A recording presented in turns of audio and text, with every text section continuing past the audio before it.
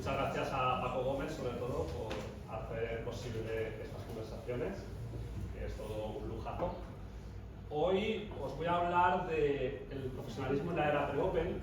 Cuando Paco me invitó a participar en estas charlas y teniendo en cuenta que iba dirigido pues, a jugadores de club, a aficionados y a un club de campo como el vuestro, consideré que tenía que ser una charla pues, original y atractiva. Creo que va a ser un viaje bastante desconocido para muchos y creo que aprenderéis bastantes cosas el día de hoy. Así que vamos a iniciar el viaje. Antes que nada, habría que definir bien en qué consisten los términos pre-Open y Open. El término Open vendría a referirse a una etapa histórica del tenis en que los jugadores profesionales, los jugadores que ganaban dinero por participar en torneos profesionales, van a poder jugar los Grand Slams, los grandes torneos, incluso la Copa Davis. Se puede traducir como un torneo abierto. Esta etapa histórica se va a iniciar en el año 1968, un año clave donde el tenis va a cambiar. Por tanto, el término pre-Open sería el opuesto al Open, es decir, el término pre-Open vendría a referirse a una etapa histórica del tenis en que los jugadores profesionales estaban vetados. No podían participar en un campeonato de Australia, no podían participar en un Roland Garros, en un Wimbledon, en un campeonato de Estados Unidos. Ahora veremos por qué. Esto va a finalizar con el inicio de la era Open y veremos cómo los nombres incluso de los Grand Slam van a cambiar. Así, por ejemplo, el Open de Australia no se llamaba Open de Australia, se llamaba Campeonato de Australasia, luego pasó a denominarse Campeonato de Australia hasta llegar al actual nombre de Australian Open o Open de Australia en castellano. Pasa lo mismo con el Campeonato de Francia, que pasó a denominarse French Open, aunque más conocido por el lugar donde se celebra, el escenario que es el Roland Garros. Wimbledon es el único torneo que no cambió el nombre, sigue llamándose igual, The Championships Wimbledon. Y el Campeonato de Estados Unidos pasó a denominarse US Open. Vosotros os preguntaréis por qué los jugadores profesionales, los jugadores que ganaban dinero en los torneos, por qué estaban vetados en los Grand Slams. Hay que retroceder un poco a aquella época. Era una sociedad diferente a la nuestra, estaban regidos por principios deportivos totalmente distintos a los actuales. En ese momento, la división entre amateurs y profesionales era un hecho, sobre todo por principios defendidos por el balón de Coubertin, Pierre de Coubertin. Como sabéis, Pierre de Coubertin fue un historiador, un pedagogo francés, fue fundador de los Juegos Olímpicos de la era moderna, que como sabéis fueron los Juegos Olímpicos de Atenas en 1896. Y el balón de Coubertin representaba los principios del deporte amateur. Consideraba que el dinero contaminaba la esencia del deporte, que había que preservar la pureza del deporte en general y en concreto del tenis. Y que el amateurismo representaba fielmente el espíritu deportivo. El profesionalismo no. El profesionalismo contaminaba, convocaba otros intereses, distorsionaba los objetivos del deporte.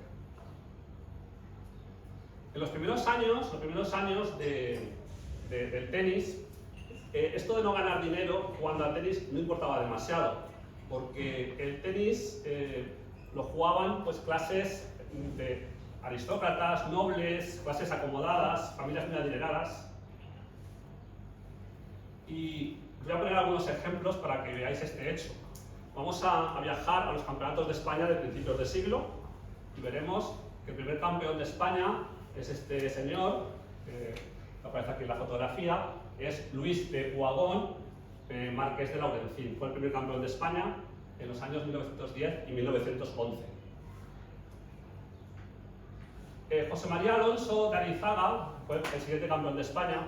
Pertenecía a una familia donostiarra, de una familia muy adinerada, y tampoco pues, le hacía falta el dinero y por lo tanto podía jugar de manera amateur, aficionada a lo que es el mundo del tenis. Pasa lo mismo con el siguiente campeón de España, José María Saniel y Sanjuanena.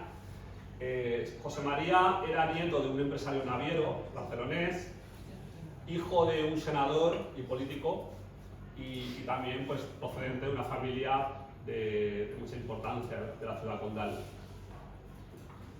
Este jugador, seguro que lo conoceréis, Manuel Alonso de Arizaga, hermano del anterior, de José María. Lo conoceréis porque da nombre al Campeonato de España Infantil, Memorial Manuel Alonso. Fue campeón de España en 1915, 1919 y 1920. Representa pues, también el jugador cuya familia pues, no quería que se dedicara a jugar al tenis porque consideraba que no había un futuro, un porvenir, y estudió ingeniería, fue un ingeniero muy importante. De hecho, junto a su hermano José María viajaron a Estados Unidos, les contrató una empresa muy importante de allí, y él pudo continuar, aparte de trabajar en lo suyo, pudo seguir en el mundo amateur jugando muchos torneos. Jugó por Estados Unidos, llegando incluso a ganar a Bill Tilden en algunos torneos, y sobre todo es muy famoso porque jugó el torneo de Wimbledon. El torneo de Wimbledon en aquellos años se jugaba por el sistema de Challenge Round. ¿Conocéis el sistema de Challenge Round? Bueno, el sistema de Challenge Round consistía en que el campeón del año anterior ya estaba directamente en la final. Jugaba directamente en la final. Y el finalista salía de un torneo que se llamó el All Commerce. Jugaban un torneo y de ahí salía el retador al campeón del año anterior. Eso se llama sistema de Challenge Round, que duró hasta 1921 aproximadamente. En la Copa Davis pasaba también, llegó hasta los años 70. Pues bien, Manuel Alonso jugó el torneo de Wimbledon, de los All Commerce, llegó a la final, llegó incluso a estar 5-2 en el quinto set y no pudo vencer. Le salió una llaga en la mano, bueno, tuvo problemas físicos y no pudo triunfar y llegar a la final y retar al campeón del año anterior. Otro campeón de España fue el Conde de Gomar, campeón de España en los años 1916, 1917 y 1918. Os lo he puesto como ejemplos para que veáis la procedencia de todo este tipo de jugadores, aristócratas, condes, marqueses, de familias muy acomodadas, para que veáis que los principios del Barón de Coubertin pues, no importaban demasiado, porque al final, bueno, ellos tenían la vida hecha, vivían de rentas o se labraron un porvenir en otras profesiones. Los tenistas en esa época no ganaban dinero, no ganaban absolutamente nada de dinero. ¿Conocéis a esta chica de la fotografía? ¿No? Lili Álvarez, la señorita, la famosa señorita, pues fue una pionera del tenis femenino español, llegó a la final de Wimbledon 3 veces.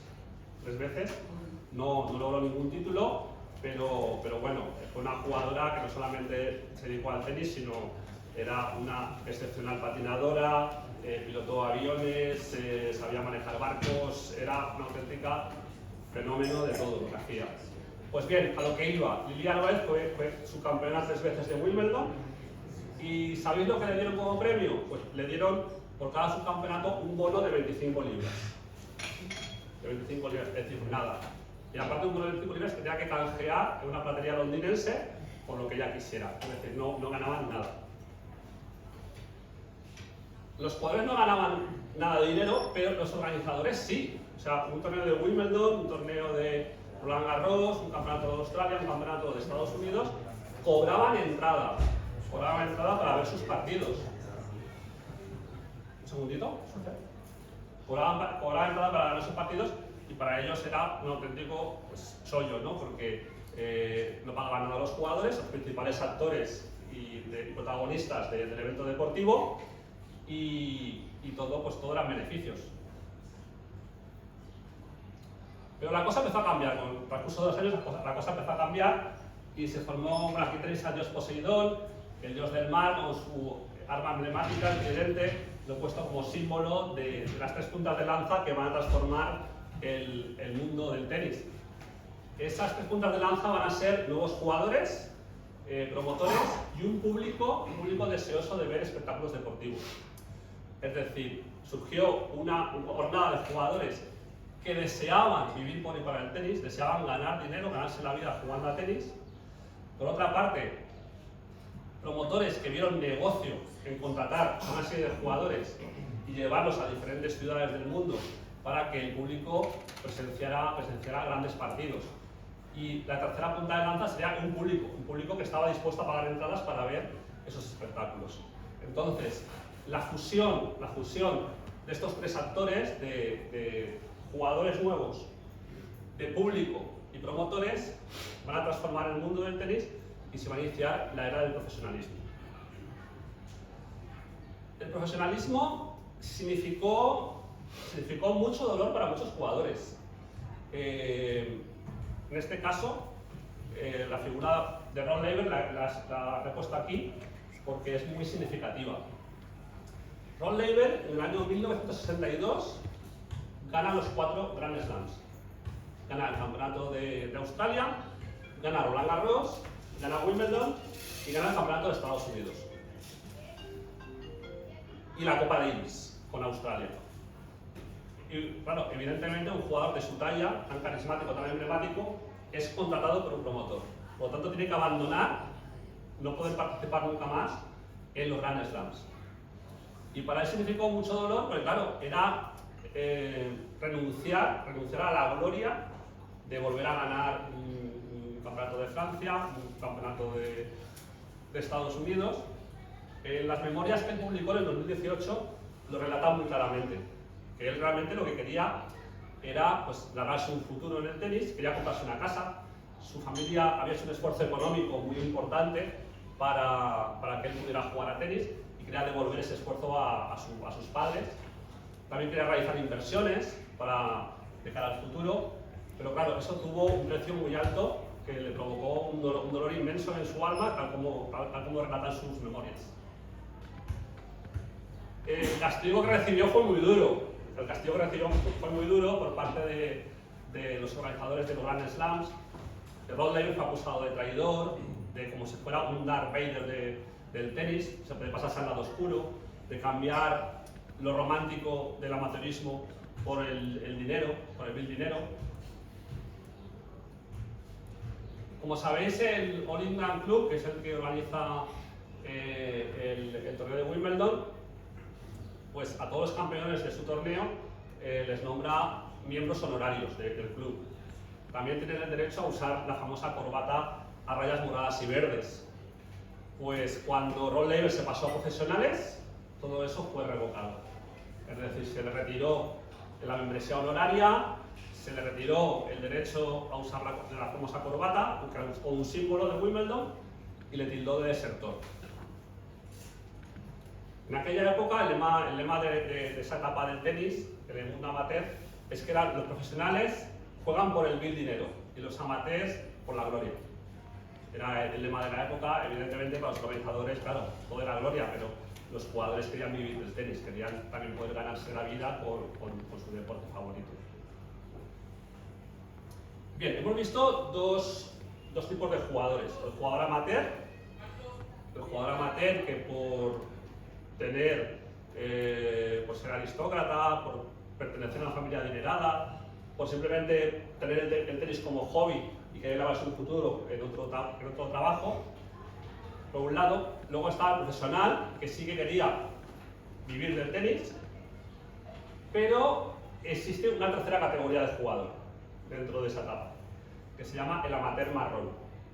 El marrón no viene en el color, sino de una palabra francesa que se puede traducir como clandestino. Y todo esto se originó como una necesidad de las federaciones nacionales para retener a sus grandes jugadores, sus grandes leyendas. Estaban perdiendo todos los años a sus grandes campeones. Como sabéis, la Federación Australiana organiza el Campeonato de Australia, el Australian Open, la británica Wimbledon, la francesa Roland Garros y la estadounidense el Campeonato de Estados Unidos, el US Open. Todas estas federaciones, claro, quisieron retener a estos jugadores campeones que atraían a muchísimo público. ¿De qué manera trataban de retener a los jugadores? Trabajo humano, les ofrecían prebendas y privilegios, incluso trabajos bien remunerados que realmente no tenían que trabajar, simplemente era un disfraz para que pudieran seguir jugando al tenis y recibiendo un sueldo. Os voy a poner el ejemplo para que lo veáis más claro. Esto lo entendéis todo más o menos, habéis entendido los tres tipos de jugadores, profesionales, los amateurs, amateur marrón, ha quedado definido bien. Vale, pues vamos a ver el caso de dos jugadores muy distintos, dos jugadores españoles, que como veis son Manolo Santana y Andrés Gimeno. Vamos a hablar un poquito de ellos. Andrés Gimeno tuvieron trayectorias diferentes. Andrés Gimeno es un antiguo jugador catalán, hijo de profesor de tenis, y quiso dedicarse siempre pues, a vivir de su pasión, de jugar torneos profesionales y por tanto percibir dinero por ello. Y se pasó a profesionales siendo muy jovencito, con 21 años. Luego cuando se inició la era Open incluso llegó a ganar un Roland Garros ya con 34 años.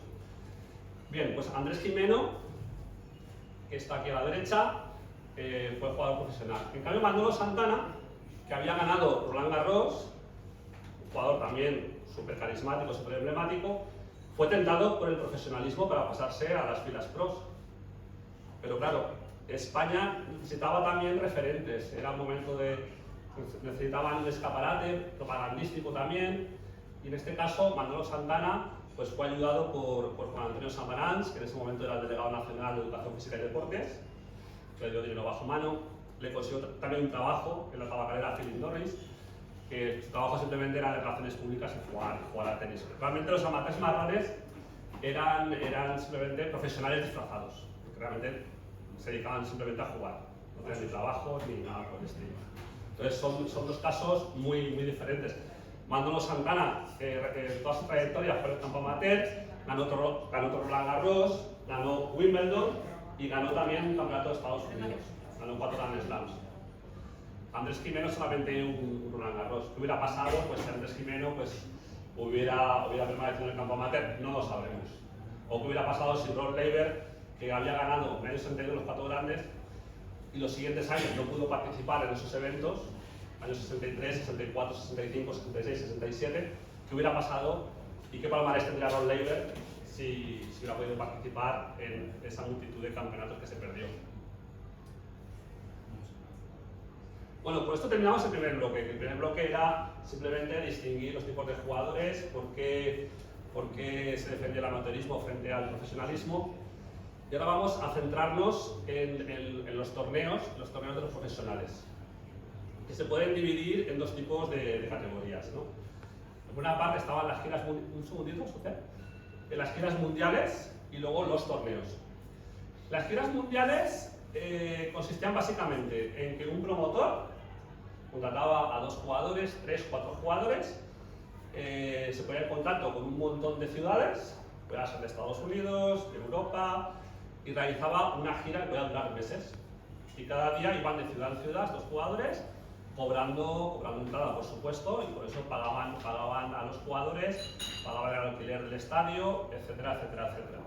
Entonces, fue una parte muy importante del profesionalismo, las giras. ¿Esto está claro con las giras? ¿Sí? Vale. La primera gira fue organizada por un empresario estadounidense, un empresario muy importante, se llamó C.C. Payne, y contrató nada menos que a Susan Lenglen, la famosa divina, una jugadora súper carismática, una jugadora mítica, legendaria como ninguna. Y para enfrentarse a ella, contrató a una jugadora estadounidense, a Mary Brown, y para que acompañasen a estas 2 divas del tenis, también al jugador más ganador de la época en Estados Unidos, que se llamó Vincent Richards, y a un francés Paul Ferret, y a Kinsey y a Scott Horas, otros 2 estadounidenses. Con estos 4 jugadores y estas 2 jugadoras recorrieron durante meses, desde octubre del 1926 hasta febrero del 1927, un montón de ciudades estadounidenses. Iban de ciudad en ciudad como si fuera una troupe de circo, incluso a veces hacían 2 sesiones, una por la tarde y una por la noche, y de alguna manera estas giras ayudaron muchísimo a difundir el tenis por todos los rincones del mundo. Ahora veremos que estas giras eran muy lucrativas. Por ejemplo, el partido de Susan Lenglen y Mary Brown en el Madison Square Garden de Nueva York recaudó nada menos en una noche solamente $40.000 de la época. Fue muy rentable. Entonces, C.C. Payne abrió la veda a muchos más promotores para realizar otras giras. Entonces veremos que se difundirán un montón de giras por todos los continentes. Habrá un European Tour por Europa, por Estados Unidos, por Sudamérica, por Asia, por África, por Australia, siempre con el mismo sistema. Un promotor, 2, 4 jugadores y contratos por muchísimas ciudades, Entonces hay que darle mucho valor al profesionalismo porque consiguió la divulgación, la difusión del tenis por todos los rincones del planeta. Entre ellos España. Gracias a estas giras, en este caso una de las giras europeas, pudimos ver a Bill Tilden. Os he puesto algunos ejemplos para que veáis que vinieron grandes estrellas a nuestro país. Bill Tilden visitó San Sebastián y Bilbao en 1934, antes de la Guerra Civil. Bobby Riggs, Jan Kramer y Pancho Segura en Valencia y Barcelona en 1949. Tony Traver, Pancho González, Fran Selman en San Sebastián, Bilbao, Santander en 1956. Estos nombres os suenan, ¿no? ¿Todos? ¿Nos suenan Pancho González, Fran Selman, ¿no? Bueno, estos son más modernos. Ken Roswell seguro, ¿no? Ken Roswell seguro. Bueno, Ken Roswell, Tony Traver, Fran Selman, Pancho Segura en Valencia y Barcelona 3 años después. Y bueno, para mí, 2 mitos del tenis, Rod Laver y Ken Roswell. Hicieron una gira por España brutal, jugando entre ellos, y visitaron un montón de ciudades: San Sebastián, Bilbao, Madrid, Tarrasa, Palma de Mallorca, Cádiz. O sea, imaginaos para un gaditano que venía a su ciudad 2 leyendas como Rod Laver y Ken Roswell. Luego veremos que Ken Roswell ha ganado 23 mayos, y luego veremos la hazaña de Rod Laver, que luego la explicaré. Entonces, era un auténtico lujo pues tener a jugadores de la talla mundial de Rod Laver y Ken Roswell en nuestro país, que vinieran a nuestra casa. Esto va a sorprender esta gira, porque la gira más famosa de todas fue las World Series o World Professional Championship. Estas series determinaban quién era el campeón del mundo profesional.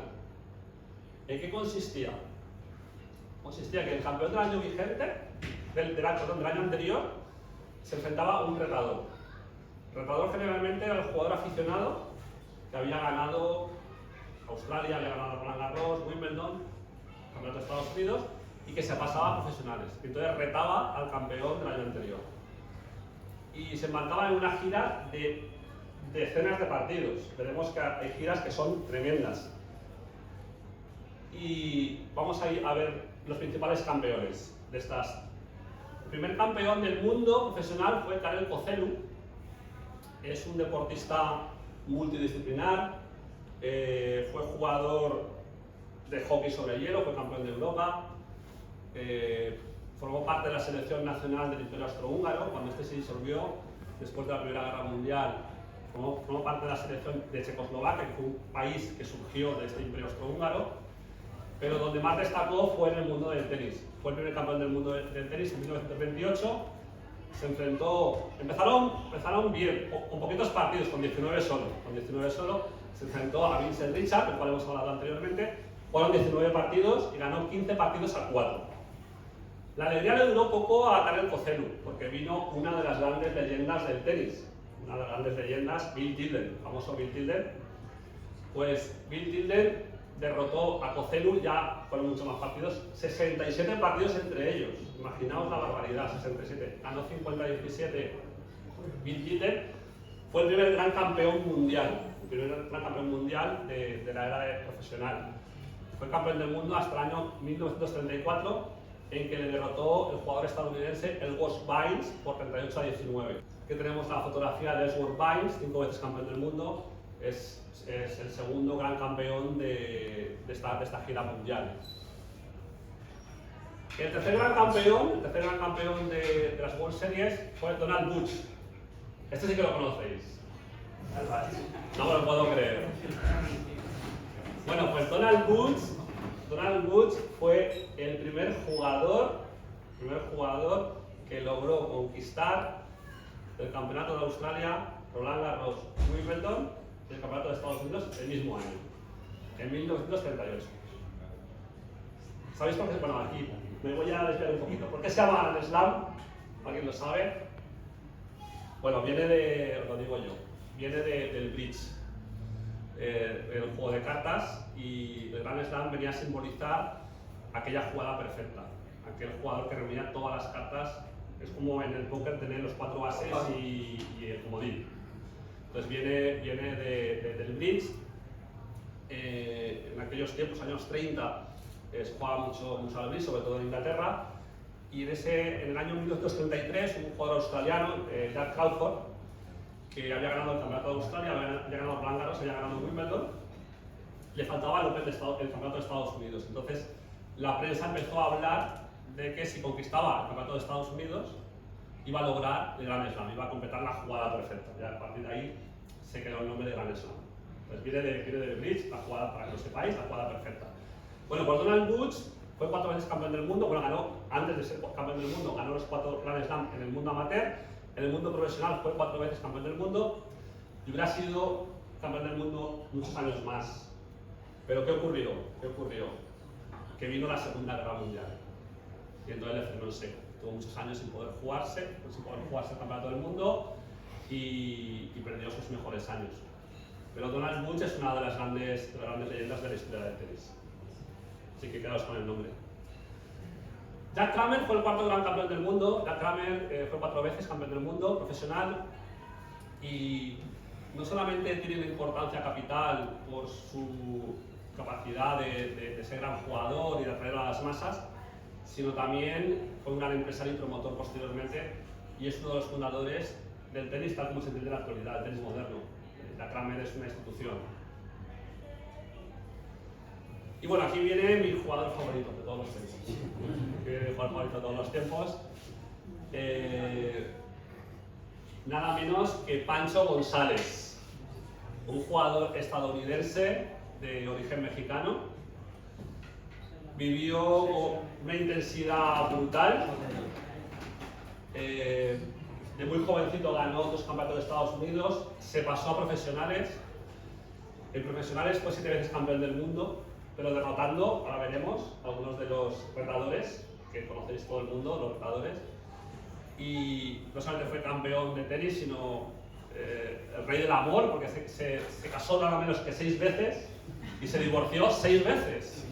O sea, fue todo una leyenda, Pancho González.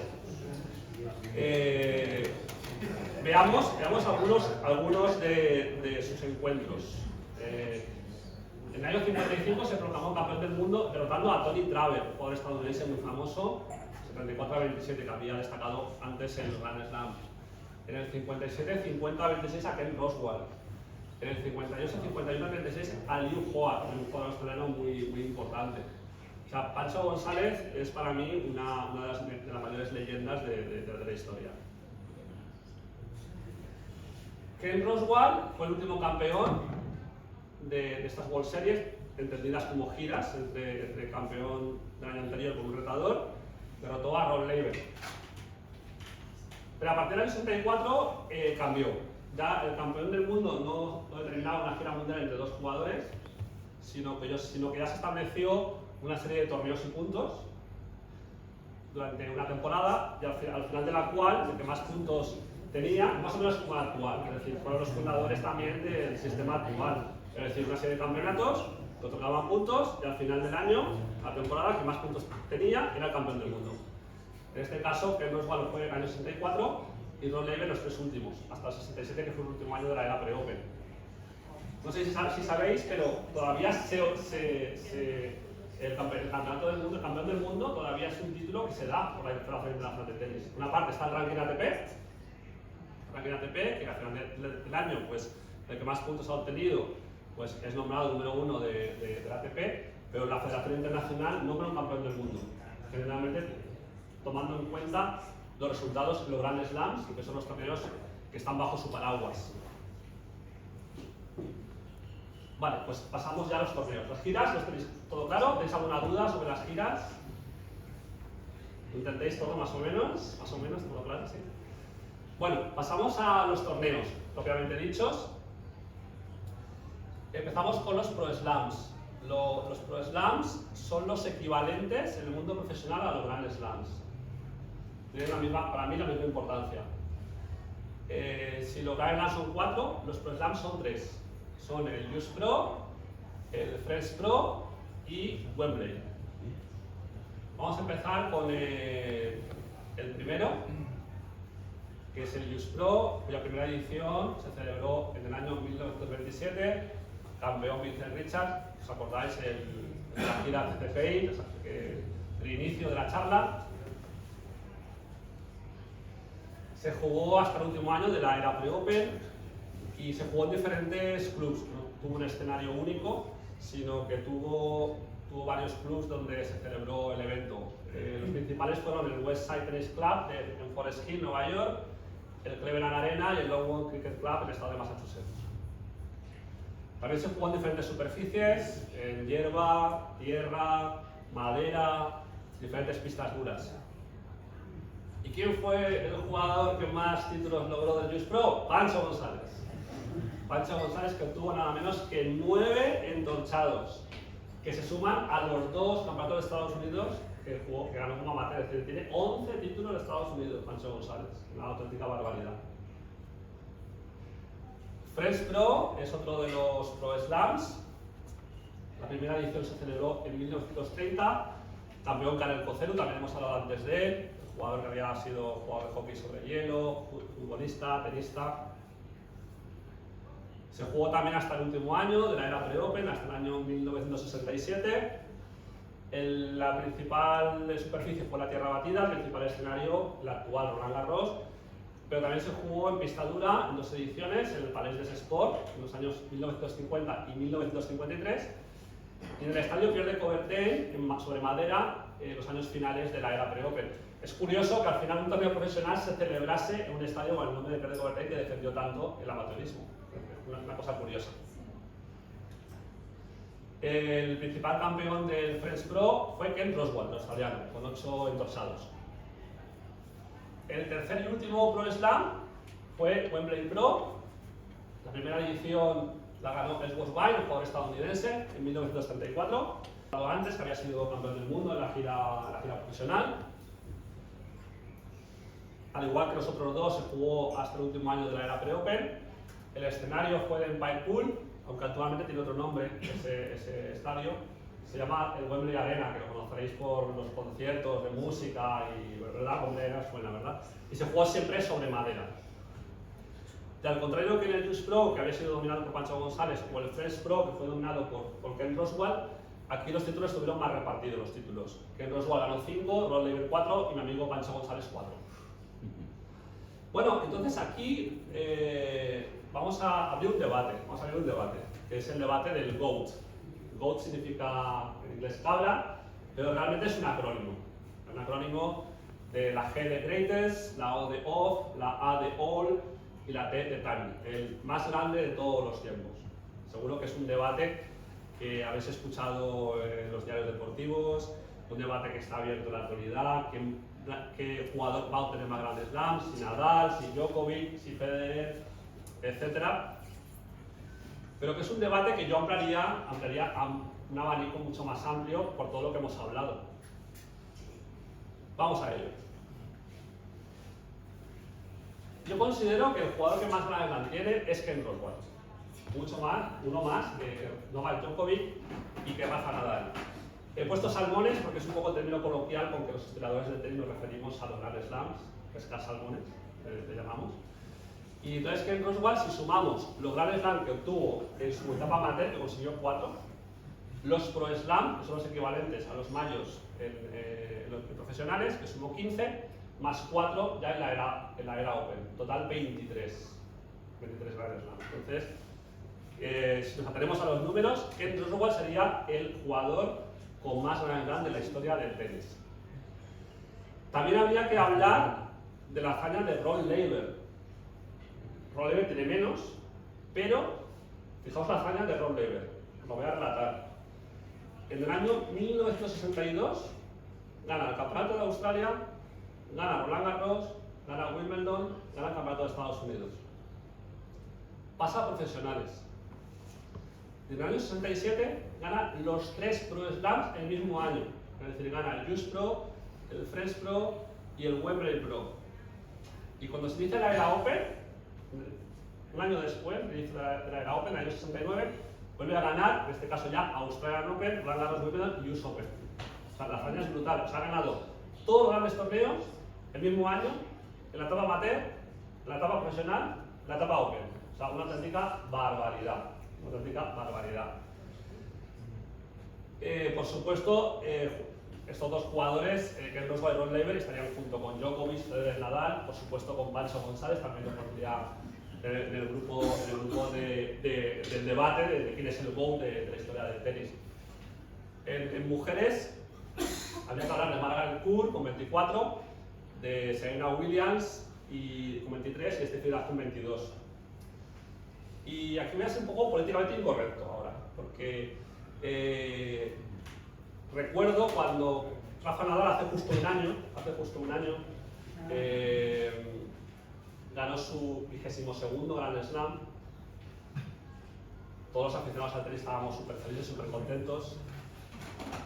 Y surgieron los típicos twitters de políticos indicando, en vez de hacerse eco, ¿no?, de esta hazaña de Nadal, frases del estilo como muy bien por Rafa, pero todavía le quedan 2 Grand Slam para alcanzar a Margaret Court. Esa política actual de enfrentar a hombres con mujeres que no tiene mucho sentido. Y bueno, yo al final pues me vi obligado a responder a esa campaña, ¿no? Y entonces escribí un artículo que pues, lo escribí adrede además, que se llamó Cretinos, Cretinas y Cretines, escuchad bien, 5 puñedas es el GOAT. ¿Por qué? Porque Margaret Court tampoco es la jugadora con Margaret Slam con 24, sino que es un hombre. 5 puñedas, tenista en silla de ruedas con 27. Irene Montero, Echenique, tuvo que callarse, porque claro, les desmonté la historia. Y bueno, esto es una historieta de las mías. Bueno, junto a los Pro Slam hubo otros torneos. Os menciono el World Pro Championship no por su importancia, sino porque fue el primero nada menos que en 1889. O sea, a finales del siglo XIX ya hubo un torneo profesional. ¿Seguimos? Otro torneo importante fue, esto para que os suene, si alguna vez veis algo de tenis, para que os suene algún tipo de eventos así. Está la Bristol Cup, que se celebró en los años 20 y principios de los años 30. Tuvo a Karen Khosrow como principal triunfador con 6 títulos. También otros torneos importantes fueron Valvis Pro, German Pro, Lazenheld Pro. Los profesionales, aparte de difundir el mundo del tenis, crearon otro tipo de torneo que han llegado hasta la actualidad. Los creadores del Masters fueron los profesionales, con el Masters Pro. Pancho González fue también el maestro, con 3 títulos. Y aquí también hago un paréntesis, porque generalmente en los circuitos juveniles actuales se emplea mal el término Masters. Seguramente lo habréis visto como Master en singular. Cuando un Máster en singular se refiere a un curso de posgrado, a una maestría. Puede ser un máster en Derecho Tributario, un máster en Dirección de Administración de Empresas, un máster en Medicina Tropical. Pero el término Masters en plural significa a un torneo de maestros, es decir, que reúne a los maestros, a los jugadores que más han estado en un circuito. Entonces, cuando veáis Máster, por favor, defenderme a muerte, porque es una lucha que yo tengo, está mal dicho. Máster no existe, viene de Masters, maestros. Máster es otra cosa. Y otro torneo importante fue el Madison Square Garden Pro con Rod Laver con 2 títulos. ¿Hubo torneos pro en España? Os preguntaréis. Pues sí, hubo torneos pro en España. Aparte de las giras que hemos visto, que vinieron jugadores a visitarnos, hubo 4 torneos pro que se celebraron en Barcelona y Madrid. 3 en Barcelona, 3 ediciones en Barcelona y una edición en Madrid. La primera fue el Barcelona Pro del año 58. El formato era súper atractivo. Vinieron nada menos que 4 jugadorazos, como Tony Traver, Pancho Segura, Ken Rosewall y Pancho González.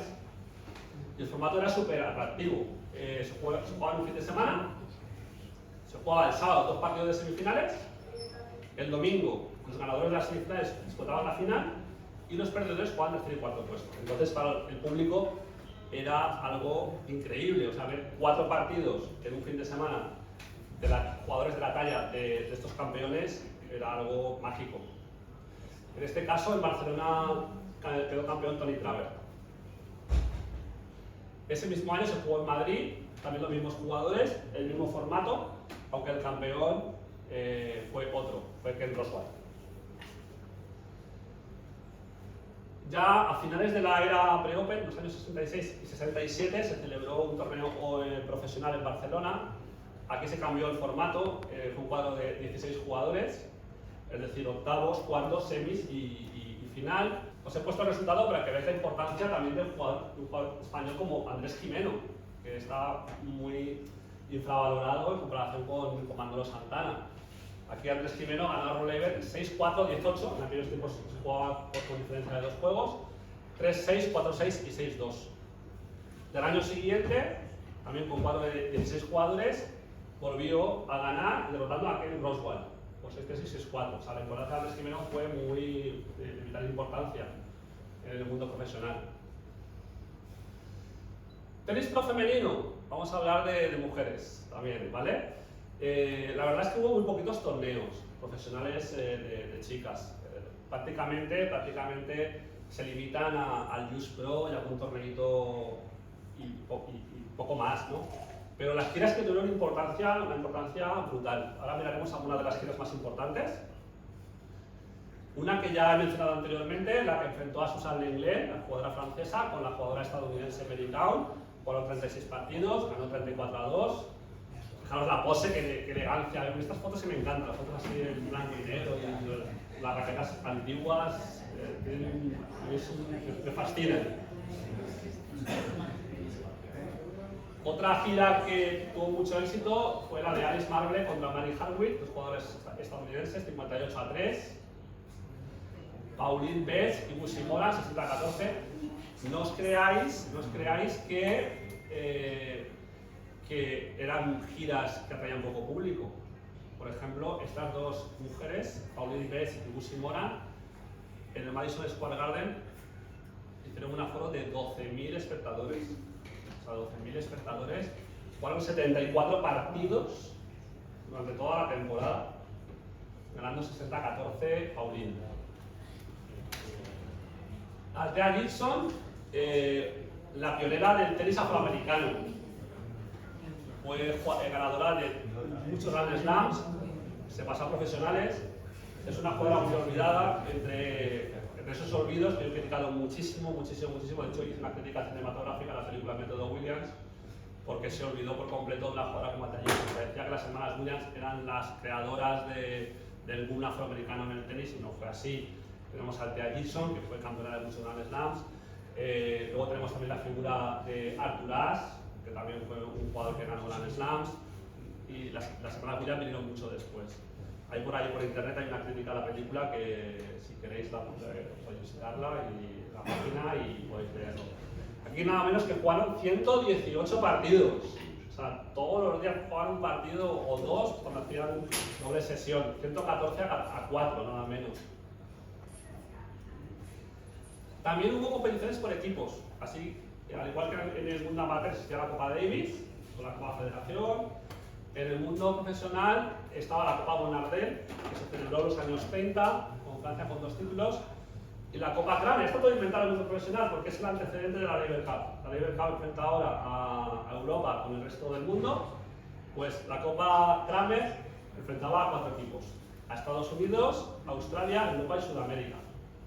Es el antecedente de la Laver. O sea, todo está inventado, el Master, la Copa Laver, todo. Los rankings. Por supuesto, la Copa Kramer.